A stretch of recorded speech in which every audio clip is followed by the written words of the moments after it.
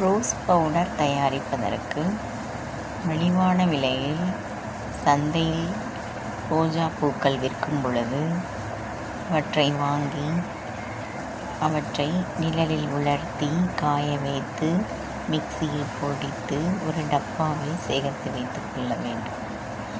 இந்த powder rose water தயாரிப்பதற்கும் பயன்படும். இந்த ரோஸ் வாட்டரில் நாம் முகம் கழுவலாம்.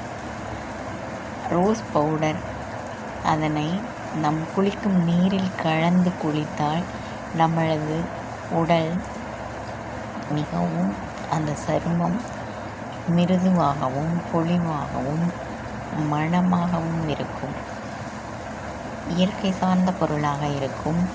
இதில் எந்த ஒரு வேதிப்பொருளும் கலப்படம் இல்லாமல் இருப்பதால் இந்த ரோஸ் பவுடர் மிகவும் பயனுள்ளதாக உள்ளது.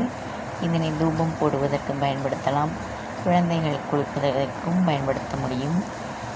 இந்த ரோஸ் பவுடர் தூபம் போடும் பொழுது அதன் மீது அந்த தூபத்தின் மீது தூவும் பொழுது மிகவும் அதனுடைய நறுமணம் மிகவும் வித்தியாசமானதாகவும் நல்ல மணமாகவும் நம்மளுக்கு ஒரு நல்ல ஒரு புத்துணர்ச்சி கொடுக்கக்கூடியதாகவும் ஒரு பாசிட்டிவ் எனர்ஜி தரக்கூடியதாகவும் அமையும் இந்த ரோஸ் பவுடர்.